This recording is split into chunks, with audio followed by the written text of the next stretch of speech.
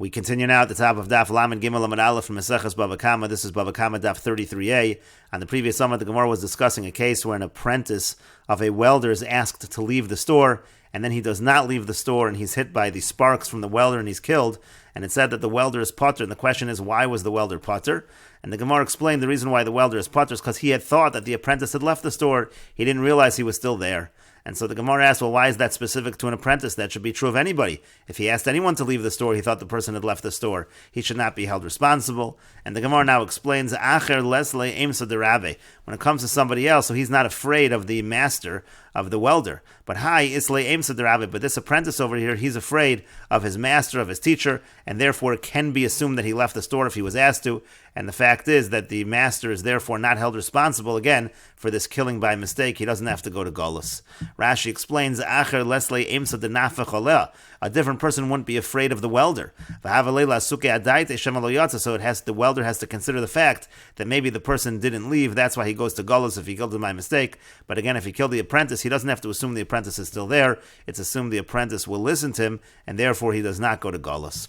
And the Gemara continues, Rav Zvid Mishmei de Rava Masni Lo'aha. Rav Zvid, in the name of Rava, he learned the statement of Rabbi Yossi Bar Chanina from the previous Amud. He learned it on the following brisa. The brisa says, Umatza, it says, and it finds, this is again talking about somebody who kills by mistake, Prat lemamsi es atzma. We learn from this pasuk that it excludes a situation where essentially the victim finds it himself, gets himself killed, as we'll see in a moment. Mikan Amar Rabbi Eliezer ben Yaakov, from here Rabbi Eliezer ben Yaakov says, Misha yotzta even mitachas yado, let's say somebody throws a stone from his hand, Vahotzi haloes roshu, and then the victim sticks out his head after Vikiblan receives the stone, so to speak, and he is killed. So Potter, so in that case, since his head wasn't in that location at the time the stone left the person's hand, so therefore the person who threw the stone is Potter from Golus. And on this we have the statement of Rabbi Yossi Bar Chanina.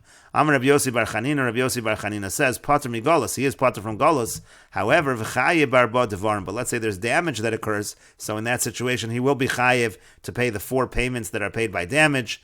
And the Gemara says, Manda masni lo'aha. Now the person who learns the teaching of Rabbi Yossi Bar Chanina on this case, meaning that you're chayev in the dal devarim on this case, kol shekena kamaisa. So certainly on the earlier case we brought, that's the case of somebody who enters into the store of the carpenter and then he's hit and he is damaged. As Rashi over here says, Hanichnas lechanuso shel nagar, somebody who enters the store of the carpenter, they came in the chazi, in that case he actually saw him. He saw him come in, so he should have been more careful. So in other words, if you're chayiv in the dal devarim, in this case where the person just sticks out his head, so certainly in the case of the carpenter is going to be responsible to pay the dal devarim. However, but if you learn only on the first case, but then you would assume that it's only over there that you're chayiv the dal devarim. But in this case, pater lagamri, the person would not only be pater from Golus, he would be pater from dal devarim if you learn the teaching of Rabbi Yossi Bar Chanina on that first case of the carpenter. And the Gemara continues at the 2 dots. Tanu Rabban, and the rabbis taught, Po'alim shabo litvas sechar mi balabayis. If the workers come to claim their wages from the balabayis, v'nochon shoro shel balabayis, and the axe of the balabayis cores them, or v'noshchan kalbo shel balabayis, or the dog of the balabayis bites them, v'meis, and the worker dies, so potter, so the balabayis is potter. The Bach says, kalbo shel balabayis v'meis potter near bitzido, hainu mi kofer. What we're talking about over here is that the balabayis is potter from the kofer payment that you usually pay in such a case. The Bach says, nevertheless, the shore still is stoned because he killed a person, but the Brisa means to say is potter from paying the kofer payment. Others say, workers are allowed to claim their wages from the balabayis, meaning to say the balabayis is responsible to pay the kofer payment. And the Gemara says, Hechidami, what exactly is the case? If it's normal for the balabais to be in the city, so then why are they coming? Why don't they just find the balabais in the city? Why are they coming to his house?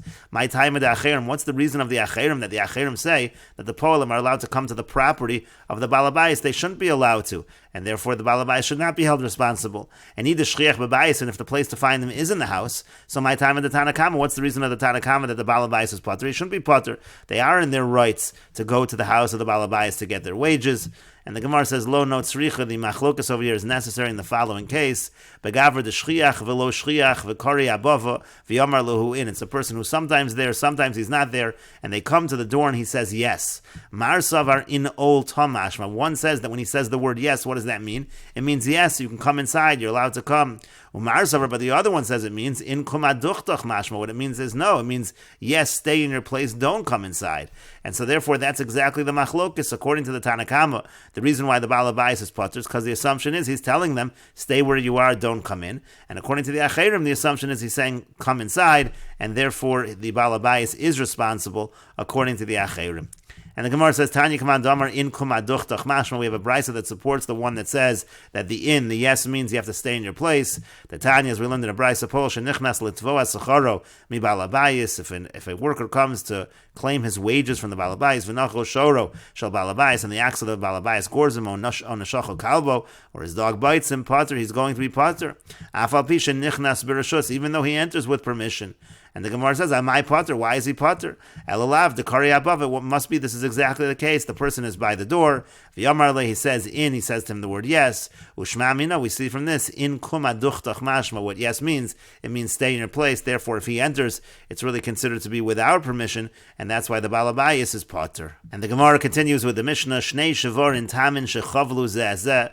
Let's say there are two oxen that are both tam, and they wound one another. Mishalmin b'moser chatzi nezek. So you pay whatever the difference is. Chatzi nezek. We'll learn it the simple way. Let's say you have a situation where one of the shores causes a damage, let's say of 100 to the other one, but the other one causes a damage of only 50. So you say that the total amount of damages is 50, and you split that in half, and that's chatzi nezek. Shneihen muadim. Let's say they're both muadim. Mishalmin b'moser nezek shalim. So then you pay whatever the extra is, the full amount. So in the example we gave above, the payment would be the full 50, because again, the damages were 100, and the other one, the one that was damaged 100 damages the other one just 50, and so therefore the one that damaged 100, the difference is 50, has to pay the full 50.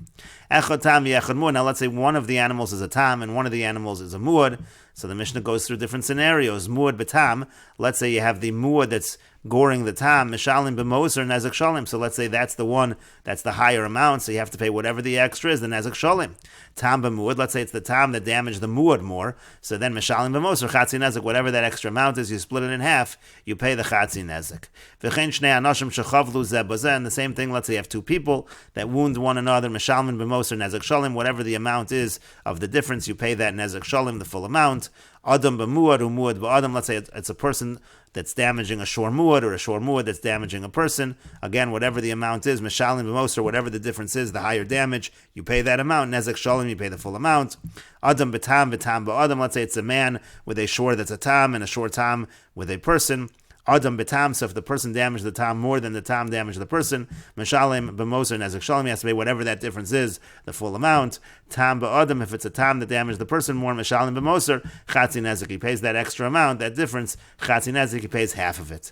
Rabbi Akiva says, Af tam shechava ba'adam, even if a tam would wound a person, mishalim b'moser nezek shalim, he actually has to pay whatever the difference is, the full amount, because Rabbi Akiva understands that when we say that a tam pays chatzi nezek, that's if it damages, let's say, another shore property, but if it damages a person, it's actually going to be nezek shalim, according to Rabbi Akiva.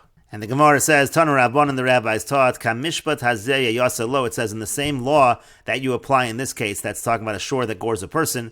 And we understand as follows, Kamishpat shor b'shor. The same law that applies when a shor gores a shor, Kach mishpat shor ba'adam. So too, it's the same halacha that applies if a shor gores a person. Mashor b'shor tam mishalim chatzi nezek, umud nezek shalim. Just like if a shor gores another shor, tam pays chatzi nezek and a mud pays full. Av shor ba'adam. So too, when a shor gores a person, tam mishalim chatzi nezek, the tam pays half, umud nezek shalim, and the mud pays full. That's according to the Tana Kamma. Rabbi Akiva says that's not how you understand the pasuk. This is the same Rabbi Akiva from our Mishnah. Kamishpot hazeh katachton v'lo ke'elyon. What it really means when it says kamishpot hazeh means we follow the last case we had and not the earlier case. The last case is the one of nezek shalim of the mud. That's what we always apply when a shor, whether it's a tam or a mud, gores a person.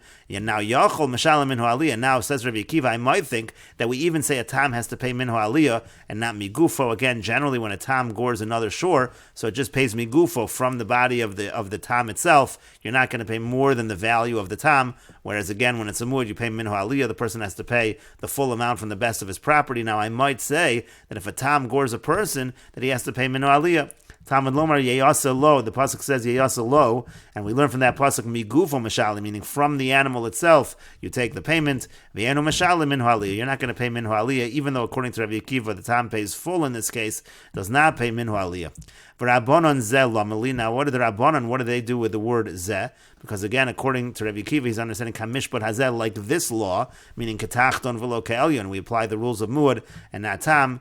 And the Rabbanan say we use the word zeh lepotro me'arba devarim to say that even though this shore is paying for the damages, was not going to pay for the 4 payments, that those apply only when a person does damage, doesn't apply when a shore does damage. For Rabbi Akiva, lepotro me'arba devarim minoli, where's Rabbi Akiva know the idea that the shore is potter? In this case, the shore is potter from arba devarim. Nafkalei learns it out from a different pasuk, from the following pasuk, me'ish kiyiten mum ba'amiso. The pasuk says a person makes a wound in another person. Ish ba'amiso v'lo shor ba'amiso. We understand that the dala devarim is when a person wounds a person, not when a shore wounds a person. But Rabbanan, now the Rabbanan respond to that. If I only had that pasuk, havamin etzar l'chudei. So I would say the shore is only excluded from the tsar payment. Aval ripoy v'sheves, but the amount of money you have to pay for the doctor bills and for the sheves, which is the lost time being able to work. So emolitenly, I might say that the shore does have to pay that. Maybe the exclusion is only from tsar, kamash malon. And so that's what the extra pasuk is teaching us, that the shore doesn't have to pay ripoy and sheves as well. And Rashi explains, I might think tsar is not a loss of money at all, it's just for pain, so maybe that the shore doesn't pay. Maybe I would say ripoy and sheves, which represents a loss of money, maybe that's the same as nezek, and even when a shore does the damage, it's chayiv. That's why we need the extra pasuk. And the Gemara continues with the Mishnah, Shor Shavim Mona Shanagach Shor Shavim Masayim. If an ox that's worth 100 dinar gores an ox that's worth 200 dinar, we're talking about a tam here that's doing the goring, so the amount that's owed is going to be 100 Chatzi Nezek. V'yein ha-nevela yafa klum. If the nevela is not worth anything, meaning the dead shore is not worth anything, so now you owe 100 no telas shore. So the nizik just takes the shore, meaning that shore tam that did the goring, just take the entire ox that's worth 100. That's exactly Chatzi Nezek. And the Gemara says, Masnis and money, who's the author of our Mishnah? Rabbi Akiva. The author of our Mishnah is Rabbi Akiva. The Tanya, as we learned in a Braisa, Yusham Hashor Bebezdin Divrei Rabbi Yishmael. Rabbi Yishmael says, you evaluate the shore in Bezdin, meaning according to Rabbi Yishmael, in a situation where a tam does damage, you're never supposed to pay more than the value of the tam, so you evaluate how much is the tam worth in Bezdin, and that's the maximum amount that is paid, but you pay that in money, you don't give away the shore necessarily. Rabbi Akiva says, no, Huchlat Hashor, the shore actually just goes to the Nizik, and that's what the Mishnah is saying, the Nizik just takes the shore. And the Gemara says, "B'may kamiflagi." What are they arguing about? Rabbi Yishmael savar. Rabbi Yishmael holds bal chov hu v'zuzeh hu demasikle. The nizik is like a bal chov, and the mazik pays him money. Rabbi Akiva savar, but Rabbi Akiva holds shutvi ninu. They're considered to be like partners in the animal that did the damage in the shore that gored, and therefore it just takes the animal in the case where it's worth exactly half. And Rashi explains, Yusham shor hamazik bebezdin, the shore that did the damage is evaluated in Bezdin. V'yitin lo mazik most, mei hashor shu chatzi nezek, and the mazik gives him the money, the value of that shore, which happens to be chatzi nezek in this case. Uv'shaveh mona shenogach l'shaveh masayim, ve'in hanaveh l'shaveh klum kamar. We're talking exactly of this case, where the shore that gored is worth 100, and the one that it gored is worth 200, so the total loss was 200, you pay chatzi nezek, so that's exactly 100 if the assumption is the nevela is not worth anything. Huchlat hashor, but Rabbi Akiva says, hashor atzmo yikach, he takes the actual shore, the nizik takes the shore. Well, the kamon mefarish my bay now, the Gemara later will explain what's the difference between them.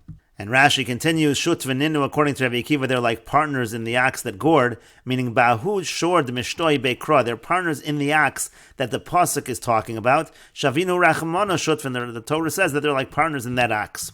Ukra mishtoi, now according to Rabbi Akiva, the pasuk is dealing, meaning when the pasuk talks about one ox goring another ox, and we say that you take half, the pasuk is talking about b'shava masayim, shenagach l'shava masayim. It's talking about when an ox that's worth 200 dinar gores an ox that's worth 200 dinar, not like the case in our Mishnah right here, but keditnan b'masisim, like we're going to learn in the next Mishnah, we're going to learn a case where a shore worth 200 gores a shore worth 200.